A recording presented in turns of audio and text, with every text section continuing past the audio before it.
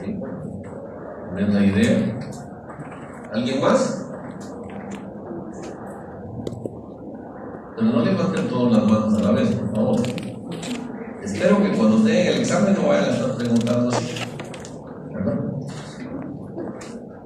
El derecho de retención es la facultad que se le concede al acreedor mercantil para retener bienes muebles o inmuebles de su deudor que se hallen en su poder o de los que tuviere por medio de títulos representativos cuando al ser exigida la obligación del deudor no cumple, o bien hasta que el deudor lo cumpla.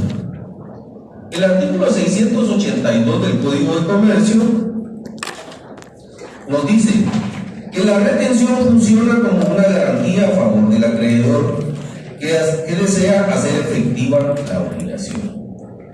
Es decir, que en el derecho de retención, el acreedor dentro del derecho mercantil, él retiene ya sea un bien mueble o inmueble del deudor, para que cuando llegue el acreedor y requiera el pago de la obligación, este cumpla.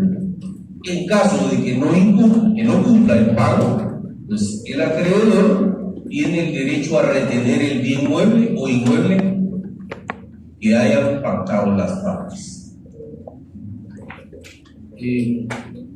No sé si ustedes se han dado cuenta en algunos lugares, unas famosas lugares que se reciben prendas. ¿Sí? Pues ese es precisamente el derecho de retención. Ustedes llegan y van a depositar una joya valiosa, un anillo de compromiso, una cadena, un regalo que les pudo haber dejado su abuela o su abuelo, y van a esas famosas casas de empeño, como los conocemos nosotros. Y entonces normalmente se llevan este tipo de objetos. A cambio reciben una suma de dinero y ahí se fija un plazo y con un acuerdo de las partes. Por supuesto el deudor dice: mire, en 3 meses yo le ofrezco venir a pagar la suma de dinero con sus intereses, su pena de que si no cumple durante los 3 meses, el acreedor tiene la facultad de poder vender y disponer de ese bien, ¿verdad? En el tráfico mercantil así es, de lo más sencillo, precisamente por eso es al formalismo que conlleva, ¿verdad? Al contrario, censo, en el derecho civil es extremadamente formalista, porque normalmente ese tipo de negocios se hacen a través de ¿qué? Los tratos. Tratos, estamos hablando en general, a través de escritura pública, ¿sí? Sea bienes muebles o bienes inmuebles. Hoy en día por ahí existe la famosa ley de garantías mobiliarias, que ese es otro modelo de poder agilizar de una manera más rápida ese tipo de negocios. Pero normalmente, les digo, en este caso, como es de carácter civil, estamos hablando de las garantías mobiliarias, pues si ustedes son cuidadosos y revisan su código civil, fue extraído del ordenamiento jurídico del decreto ley 106, la famosa ley de garantías mobiliarias. ¿Y cuáles son estas famosas garantías mobiliarias? ¿Alguien sabe? Los bienes muebles. Bienes muebles. Es lo que conocemos como la prenda. La prenda fue extraída de ese ordenamiento jurídico y está inmersa dentro de la ley de garantías mobiliarias. ¿Y esto para qué? Para agilizar el procedimiento. Yo en lo personal les digo, no comparto ese tipo de procedimientos, porque es bastante abusivo, les digo yo, porque al final el acreedor hace pago sí o sí, y el deudor no comparece, pues lo único que va a sucederle es que va a perder su vida. Entonces, el mismo acreedor, estoy parafraseando la manera de que intentamos, el mismo acreedor nombra al notario para que vaya a hacerle la notificación y requerimiento de pago a través del procedimiento de la vía judicial. Y es el mismo notario que puede nombrarlo para cuando sale en una pública subasta. ¿Alguien ha estado en alguna subasta pública? ¿O alguien tiene idea de que es un remate de un bien mueble o inmueble? ¿Y qué tal? Cuando los bancos recogen una propiedad, Es que nunca se recogen las propiedades. Sí. Las propiedades no se recogen. pasa a propiedad del banco. Ahí es muy distinto. ¿Sí? Pero para eso hay que decir, la ley y Código Procesal Civil y Mercantil establece un procedimiento, que es el famoso juicio ejecutivo en la vía de apremio, ¿verdad? En la cual se saca la pública subasta a remate el bien mueble o inmueble, el cual tiene un justiprecio sobre el saldo deudor de la deuda que tiene la parte demandada, en este caso. Y al final, pues el juez, el día y hora que señaló para el remate, pues tiene que hacer las publicaciones que ordena la ley, que en este caso es solo en el diario oficial hoy en día. Antes se utilizaba el diario de mayor circulación, pero el diario de mayor circulación no era más. ¿Cuál creen ustedes que es el diario de mayor circulación? Nuestro diario, creo. ¿Cuál? Nuestro diario. Nuestro diario. Nuestro diario. Muerto. Es el diario La Hora. Porque ahí salen publicados esos famosos edictos de remate, ¿verdad? Aparte en el diario oficial, y es por el imperativo legal, y precisamente en el periodo en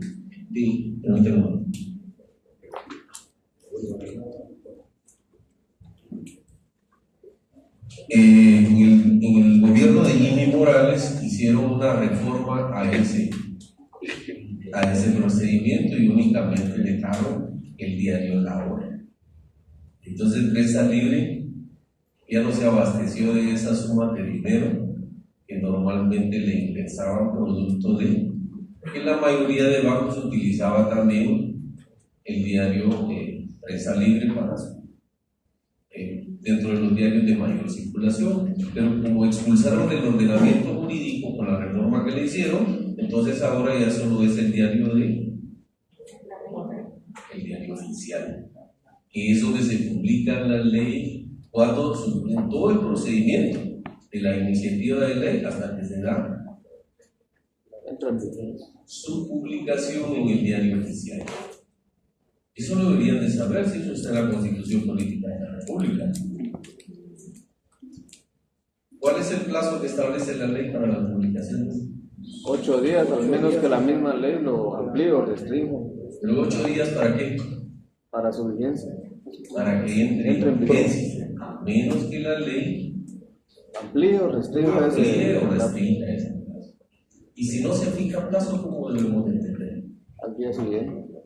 Es inmediatamente, ¿verdad? Esas cosas ustedes las deben ya de saber.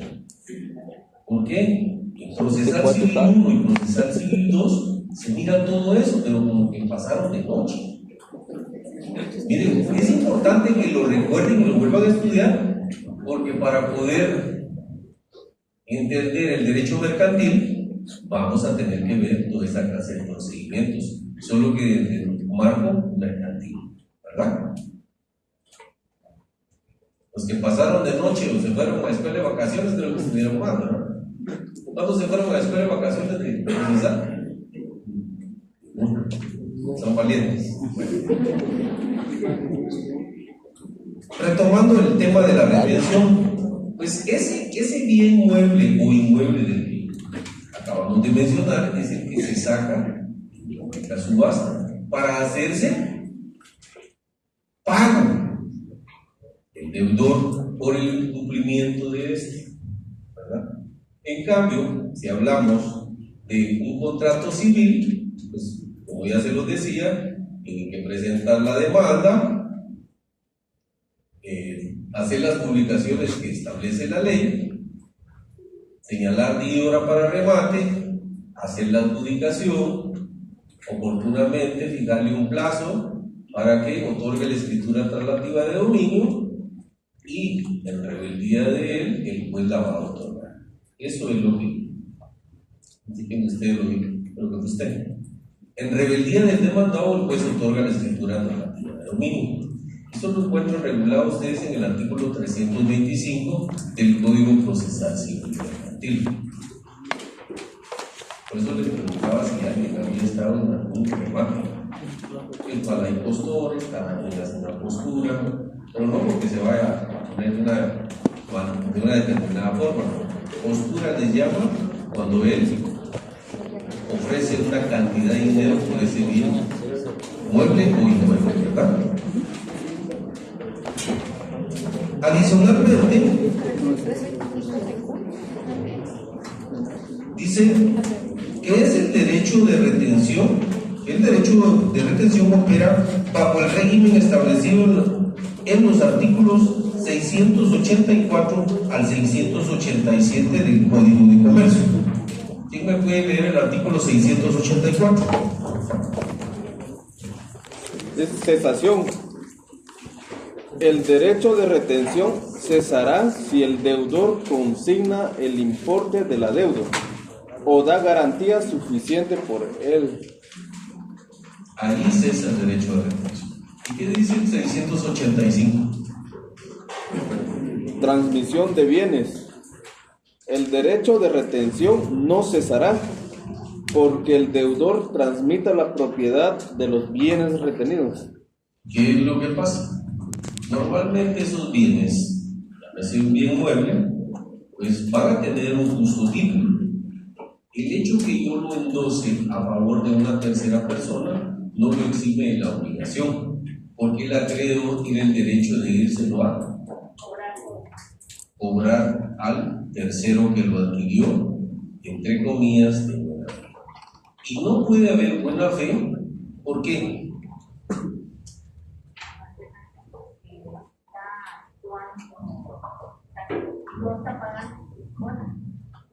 Lo hace para evadir la responsabilidad. Porque está actuando en perjuicio del acreedor. Por eso es que no existe la buena fe habida, porque él lo que busca es evadir el cumplimiento de la obligación. No sé si alguno de ustedes alguna fémina se ha visto en la necesidad de promover alguna acción de tipo alimentos en contra del cónyuge, su conviviente. Ninguno, no se encuentran en ese estado todavía. Pues algunos lo que hacen es que para evadir el pago de la responsabilidad de pagar los alimentos, lo que hacen es, cometiendo un gran error en perjuicio de la prole o el niño, es que cesan en el trabajo. Entonces, renuncio del trabajo y así ya no me cobran. Error. Los alimentos son imprescriptibles, especialmente si son de prole. ¿Por qué? Existe la ley FINA, que es la que protege, por eso se llama ley FINA, Ley de Protección Integral de la Niñez y de la Adolescencia, porque lo que protege es al menor. El hecho que él haya cesado su trabajo para cumplir no lo exime de la responsabilidad de pagar la pensión alimenticia. Al contrario, lo que se va a buscar es que le certifique la conducente al Ministerio Público y le inicie un proceso penal por el delito de negación de asistencia económica. Y si es la fémina, ¿cómo se le denomina a ese delito a los penalistas? pero porque están en pena, ¿verdad? ¿Cómo se denomina ese? Maltrato. Entiendan su derecho. Deben de conocerlo. Pasaron de noche de eso con la y ya se preguntaron ustedes porque están en el 10º trimestre. El delito que se tipifica es violencia económica. ¿Sí? Porque lo que está tratando es de evadir responsabilidad y es una obligación. Por eso, damas, las que no son casadas, están por casarse, revisen bien bajo qué régimen se van a casar. Hombres también. Ahora que los ojos. Por hijos separados. Separación de bienes. Separación de hijos. ¿Verdad? Miren, hay cosas que a veces no nos gusta decir, es la verdad. Normalmente, a veces. Yo estoy con ella por los bienes, no por los hijos, vamos. Que no te pegue el sol, ¿verdad? Solo la sombra. Pero ya nos conocemos. Pero de lejos, tal vez. Porque nunca llegué a conocerse uno completamente. Entonces, retomando el tema del derecho de retención, que se les quede bien claro que ese acto es precisamente realiza el acreedor dentro del derecho mercantil para garantizarse el pago del deudor. ¿Y sobre qué recae? Sobre bienes muebles y bienes inmuebles, como lo dijo la compañera.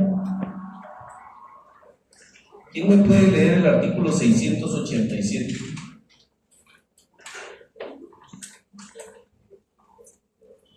Sí trajeron su código, ¿no? Sí. 687. Obligaciones derivadas de la retención. El que ejercite el derecho de retención queda obligado a pagar las costas, los daños y perjuicios. 1. Si no entabla la demanda dentro del término legal. 2. Si se declara improcedente la demanda. Dice el artículo 687. Obligaciones derivadas de la retención. ¿Quién es el que provoca la retención? El acreedor.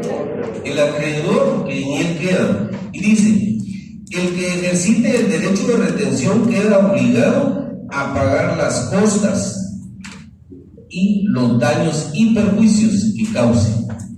Ahora yo les pregunto, ¿qué son las costas? Solo uno, por favor, que si no, no les escucho. Los intereses. ¿Qué más? Los intereses No. son las costas que, bueno, por los gastos que incurrieron por demandar en cuanto a memorial. Ahí vas. Ahí vas.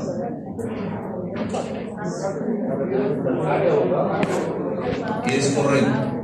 Son los gastos en que incurre una de las partes en promover, por un lado, la acción o demanda, la pretensión, o bien en los gastos en que incurre el deudor por contratar un abogado y poder defenderse.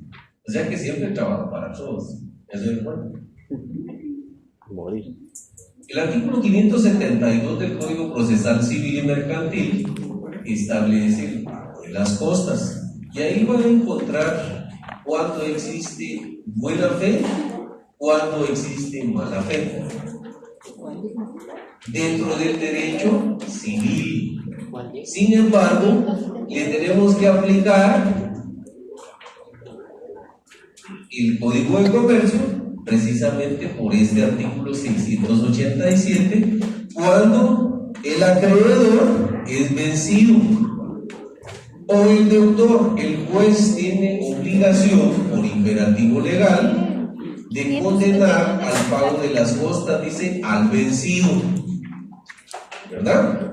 El juez en la sentencia va a decir, con lugar la demanda o sin lugar la demanda. Si fuera con lugar la demanda, ¿quién es el obligado a pagar las costas? El que perdió. No necesariamente. El juez puede eximir al pago de las costas a la parte vencida, siempre y cuando haya actuado de buena fe. Lo que pasa es que no leyeron procesal civil y mercantil, ¿no?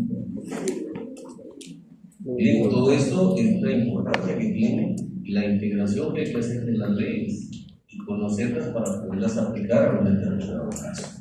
Si no, entonces, ¿cómo van a asesorar ustedes a sus clientes? Con puras casas. Si no conocen ustedes las leyes, ¿cómo lo van a asesorar? Y ya están en el 10º semestre. Pero algunos ya están haciendo esos aquí, haciendo de que a quién le cobran.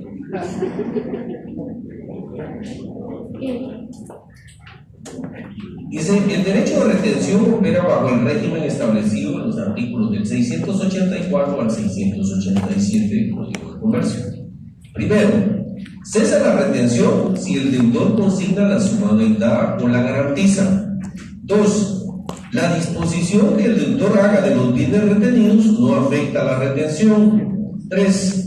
Cuando los bienes retenidos son embargados, el acreedor que los posee tiene derecho a conservar los bienes con carácter de depositario judicial, a ser pagado preferentemente si el bien retenido estaba en su poder en razón del mismo contrato que originó su cuenta y a ser pagado con prelación al embargante, si su relación de crédito es anterior a la de este.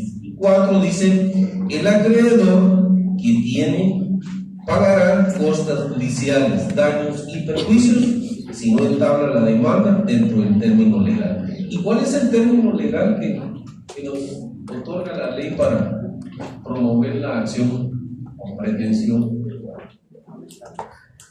Dicho en otras palabras, la demanda.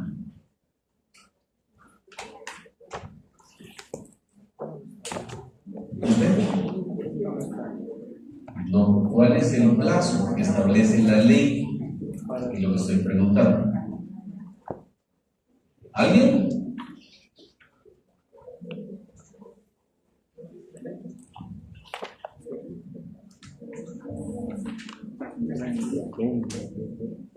Estuvimos viendo el último día de clases. Eso lo vimos el último día de clases. Si no se fija un plazo, ¿qué se debemos de entender dentro del derecho mercantil? En el derecho mercantil es inmediatamente. En el derecho civil, si no se fija plazo, es cuando acudimos al órgano jurisdiccional a efecto de que fije un plazo para el cumplimiento de esa obligación. En el derecho mercantil, precisamente, esa es la... Por eso se dice que es antiformalista. Pero si ustedes presentan la demanda, seguro que el juez, si no cumple los requisitos del artículo 61, 106 y 107 del Código Procesal Civil y Mercantil, lo más seguro es que se las va a rechazar. ¿Y cuáles son esos requisitos? Vamos a ver si se recuerda alguien de eso. Como el 61. Contenido de la demanda. Saque su Código Procesal Civil. Está en el artículo escrito inicial. Artículo 61 del Código Procesal Civil y Mercantil.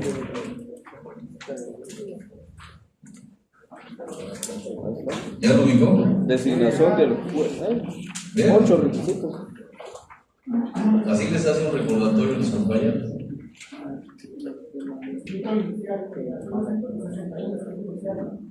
La primera solicitud que se presenta a los tribunales de justicia contra el siguiente. Primero, designación del juez o tribunal a que se dedica. Segundo, nombres y apellidos completos del solicitante o de la persona que lo represente. Su edad, estado civil, nacionalidad, profesión, oficio, Domicilio e indicación de casillero electrónico para recibir notificaciones. Tercero, relación de los hechos a los que se refiere la petición. Cuarto, fundamento de derecho que se apoya a la solicitud citando medios respectivas. Quinto, nombres, apellidos y residencia de las personas de quienes se reclama un derecho. Si se ignora la residencia, se hará constar. Sexto, la petición emitida en un preciso. Séptimo, la derecha. Octavo, firmas del solicitante y del abogado colegiado que lo patrocina, así como el sello de este. Si el solicitante no sabe o no puede firmar, lo hará por él, otra persona o el abogado que lo patrocina. Estos son los requisitos mínimos que debe llevar todo escrito o memorial de demanda o escrito inicial. Si no cumplimos con esos requisitos, lo más seguro es que van a rechazar esa demanda. Entonces, en la parte sustantiva estamos viendo que es antiformalista, pero para el efecto de la parte procesal, como no existe otra norma que nos diga cómo se debe presentar la demanda, supletoriamente aplicamos el Código Procesal Civil y Mercantil, que es el que nos da los requisitos de todo escrito inicial. ¿Verdad? ¿Tienen alguna duda de eso? ¿Les quedó claro? Ahora sí, ya se recordaron. Vamos a hacer un ejercicio de eso. Como ya les quedó claro, lo vamos a hacer. No tan claro. Sigamos con la retención. Quiero que para el próximo examen parcial que tengamos, me traigan un memorial o escrito inicial en la cual se cumplan con todas las formalidades del artículo 61, 106 y 107. Fácil, ¿verdad? Dos puntos. Así como lo dijo el compañero, en forma clara y precisa, ¿verdad? No me vayan a andar inventando cosas porque ya me las conozco. Tampoco no se va a gastar copiando. Se los recomiendo, no vayan a cometer ese error porque les anulo los puntos que les pudiera dar por ese trabajo. A los dos, las personas que encuentran similar trabajo, se los anulo. ¿Sí? No puede ser que las mismas que dos personas piensen igual, pero ni los que menos piensan igual, así que no me vengan con ese cuento de que no, es que yo así lo pensé. Si así pensáramos todos de manera igual, ya se imaginan cómo estuvieran. Pero no es una mujer.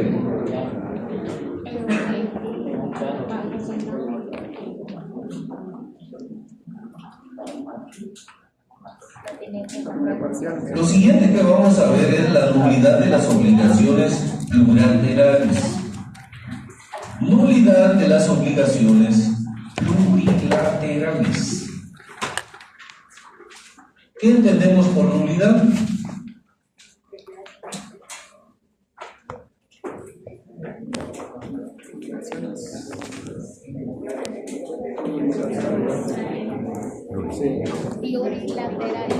Que no tiene ningún efecto. El artículo 613 del Código Procesal Civil y Mercantil.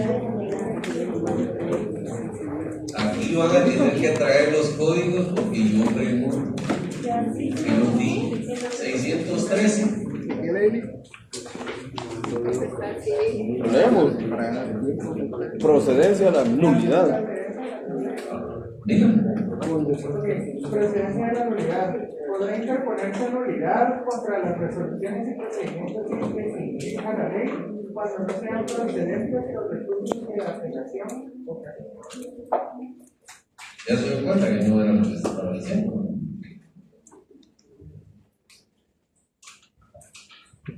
La nulidad se da siempre que existe un error o un vicio en el procedimiento o en en la resolución. Pero también en su sentido estricto, dentro de la naturaleza jurídica de la nulidad, esta es provocada cuando dentro de su desarrollo existe un vicio en el consentimiento del negocio jurídico. Recordarán ustedes que los elementos esenciales del negocio jurídico, en el artículo 1251 del Código Civil, pues están bien definidos cuáles son los elementos esenciales del negocio jurídico. Cuando existe un error en cualquiera de esos elementos esenciales, es cuando se declara la nulidad. Por ejemplo, que haya vicio en el consentimiento, ¿sí? Y el hecho sea ilícito, ¿sí?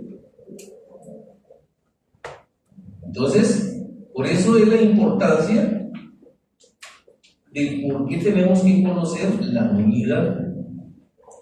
Porque si no la conocemos en su sentido extracto sensu, vamos a tener problemas porque no sabemos ni de qué estamos hablando. Licenciado, disculpe. Tal vez ya lo tuve que haber preguntado en los semestres anteriores, pero el vicio en sí, ¿a qué se refiere un vicio? Vicio. No, el que agarra Sí. muchos ahí con una toma de cosas que no son. Decimos que el vicio cuando se dan los elementos, puede haber dolo, culpa o error. A eso se refiere Un vicio. vicio. ¿Por qué? Dice, está viciado ese negocio jurídico. ¿Por qué? Faltan los elementos, uno de los elementos, o un elemento que haga falta. Imagínense que no esté la firma de uno de los comparecientes. Entonces, ¿quién firmó?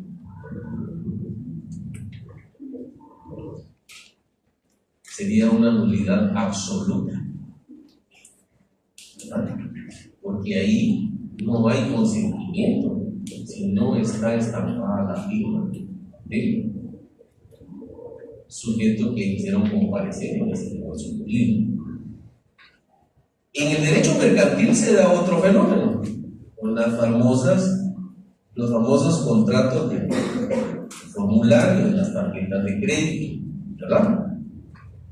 Solo recibimos la tarjeta y allá vamos a pasarla al supermercado o al Super 24, donde se nos ocurra, ¿verdad? Y el problema es que yo no firmé. Eso es lo que es la defensa que utiliza la mayoría.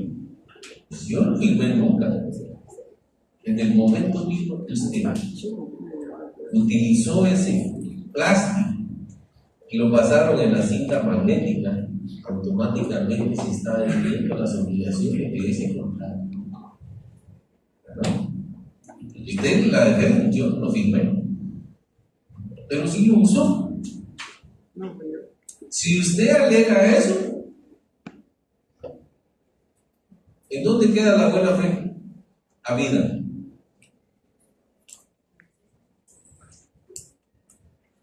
Usted ya lo hizo con dolo, con premeditación, ¿verdad? Alevosía y ventaja. Lo que quería usted era estafar a la empresa que le dio la tarjeta de crédito.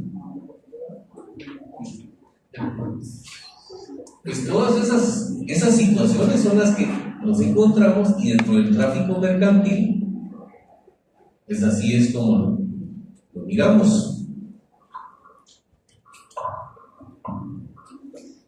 Dice, en materia de obligaciones y contratos mercantiles, los hechos de nulidad deben reducirse al máximo para la seguridad del tráfico comercial, sobre todo por su rapidez y poco formalismo.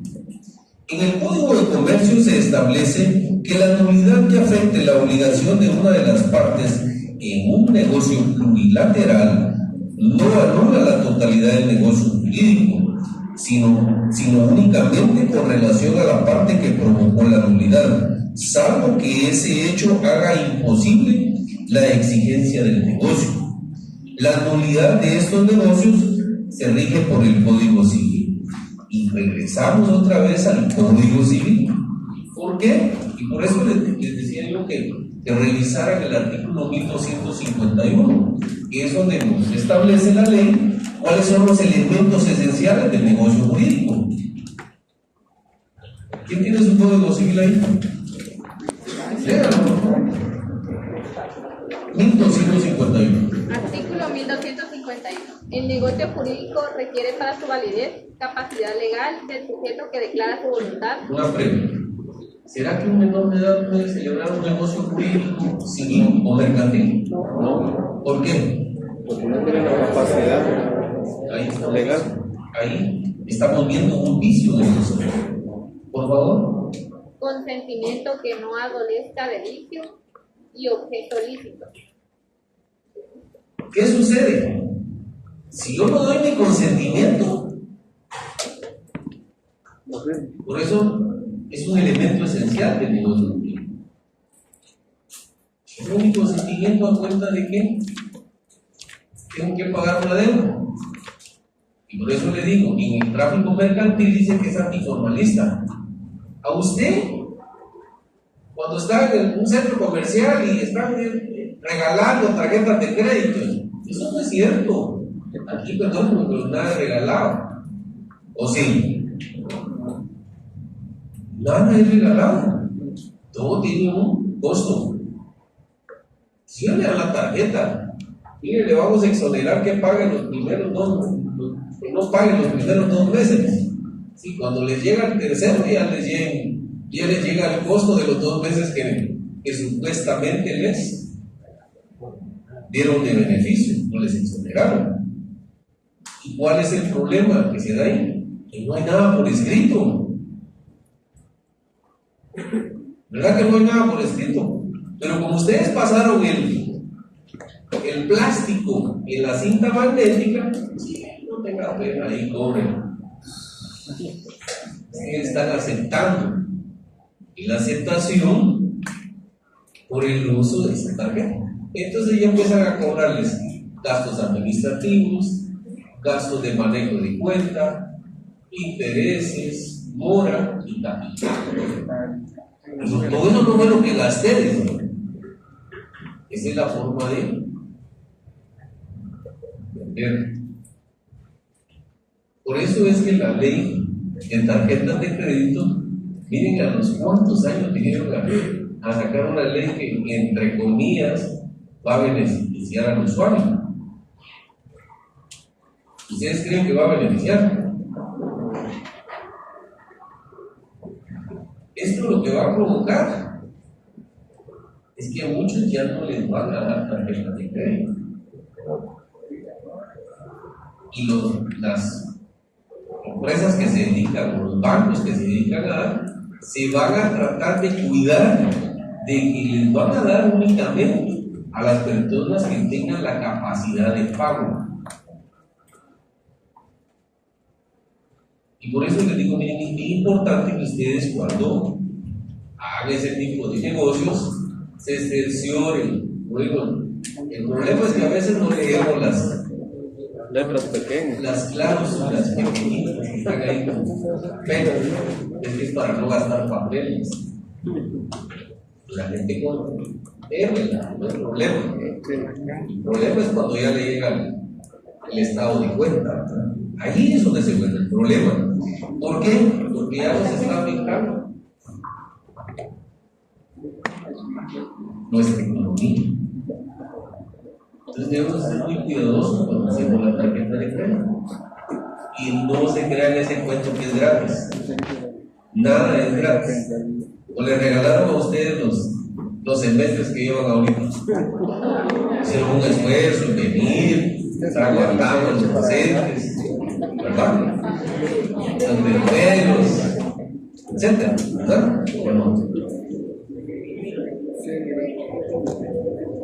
Es importante saber que a la nulidad de obligaciones y contratos mercantiles, cuando se trata de negocios jurídicos plurilaterales, el juez debe ser cauteloso para declarar una nulidad de obligaciones mercantiles, basándose en los principios de verdad sabida y buena fe, que deben regir la conducta de los sujetos, ya que esa cautela le da confianza y seguridad al trámite comercial.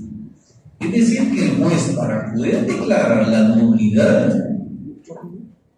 en esos negocios mercantiles, de entrada va a tomar o extraer dentro del ordenamiento jurídico el principio filosófico de la buena fe habida y la buena fe guardada. Porque no puede ser que lo estén demandando y que usted venga a decir, no, es que yo no firmé. ¿Qué fue lo que pasó acá? ¿Qué fue lo que sucedió? Si el juez tiene que revisar ese memorial de demanda, la defensa que haga la contraparte, el protector, para debatir lo que le está reclamando. ¿Verdad? Pero el juez sí debe ser muy cuidadoso para poder resolver y declarar la nulidad de un negocio. Pero fíjense que los bancos se han cuidado y las tarjetas de crédito se han cuidado de tal manera que en la ley de bancos y grupos financieros se garantizaron ellos que cualquier certificación contable que presenten los bancos hacen plena prueba. ¿Por qué?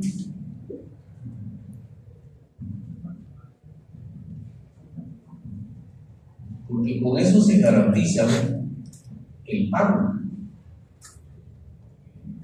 Y el mismo artículo 186 del Código Procesal Civil y Mercantil establece que, en el segundo párrafo, todos los documentos autorizados por notario hacen fe pública, salvo la facultad que tengan las partes de redarguirlos de nulidad o falsedad. O sea que en este caso sería el deudor el que tendría que promover la nulidad de ese negocio jurídico o el documento, ya sea privado, para probar que realmente existe un vicio en el consentimiento, que no hay una buena fe habida ni una buena fe guardada. Entonces, esos dos elementos deben de considerarlos el juez.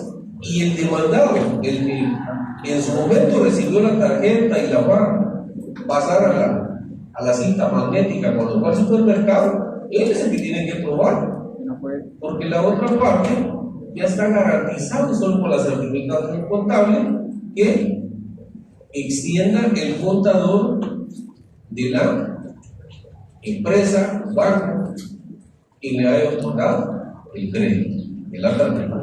Entonces, por eso es que les digo que una vez están garantizados. Aquí el sufrido es el que equivocadamente recibió la tarjeta y pensó que era grande.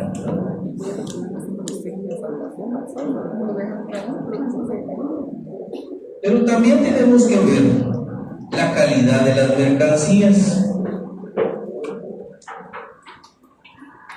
En un contrato, cuando hay obligación de entregar mercaderías y no se estableció su especie o calidad, al deudor solo puede exigírsele la entrega de la mercadería de especie o calidad mínima.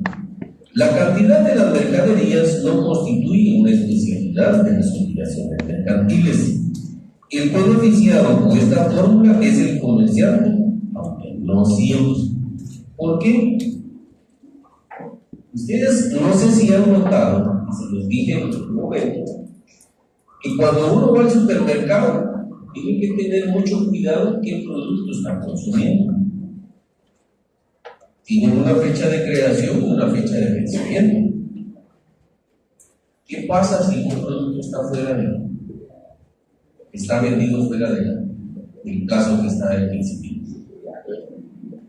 Tienen que sacarlo del mercado, porque puede provocar inclusive hasta la muerte de una persona por el consumo de un producto ya vencido.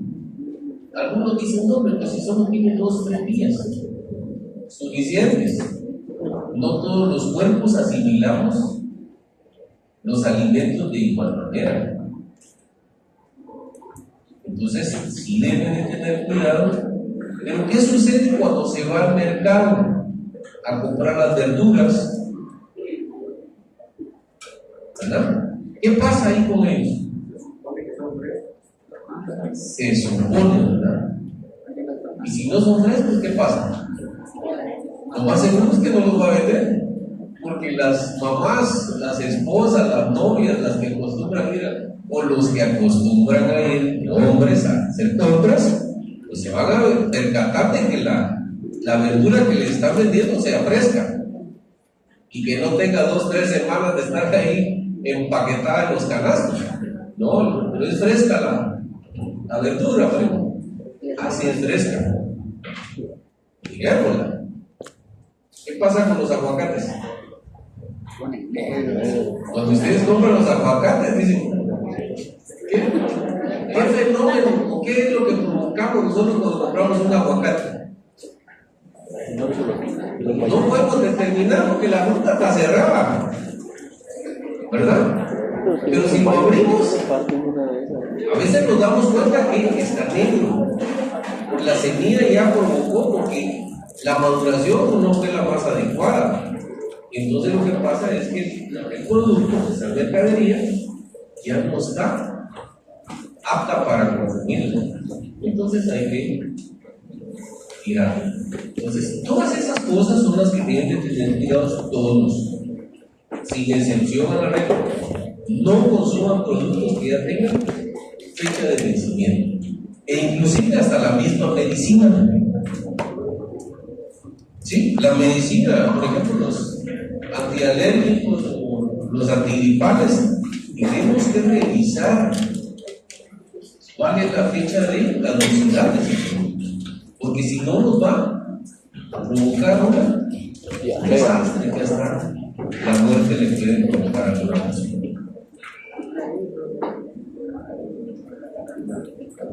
¿Qué es la capitalización de intereses? Capitalizar intereses significa que cuando el deudor deja de pagarlos, la cantidad que se adeude por ese concepto acrecenta el capital, de manera que a partir de la capitalización los intereses aumentan porque se elevó la suma de capital. ¿Qué es lo que sucede? Normalmente, cuando se hace una negociación, ya sea civil o mercantil, se pactan intereses. Pero también, hoy en día, los bancos e inclusive algunos usureros capitalizan intereses. Y eso es prohibido. Sin embargo, los bancos están autorizados. A los bancos no les pueden decir nada, porque a ellos sí están autorizados, porque ese es el tráfico mercantil. Ellos sí pueden capitalizar intereses, y por eso es que a veces hay deudas que no se pueden pagar por parte del deudor, aunque haga su mayor esfuerzo. ¿Por qué? Si prestaron 100,000 quetzales y no pagó ninguno de los abonos durante el año, si lo van a capitalizar, el monto de capital va a ser terrible. Imagínense que le cobren un tipo de interés de un 3% mensual.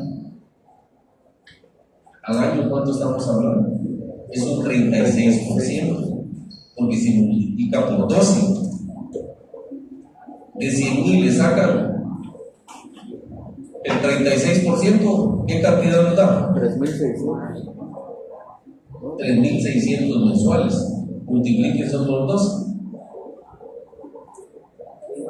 Esa gente no va a poder pagar, y por eso esta morosidad en la mayoría de bancos y capitales. ¿Por qué? Porque capitalizan los intereses, y como el deudor no mira, no tiene a la vista, y lo único que tiene a la vista es cuando ya está demandado. Y ahí es donde se da cuenta cuando revisa el estado de cuenta y la certificación contable que adjuntaron, que le capitalizaron intereses. Pues esa no era la cantidad. Y si cuando yo fui a pagar, yo tenía un saldo de, sí, pero le capitalizaron intereses, y como ellos están autorizados para hacerlo, hacen esos cobros abusivos, ¿verdad? Nos vamos a quedar el día de hoy ahí para que puede abordar su tesis.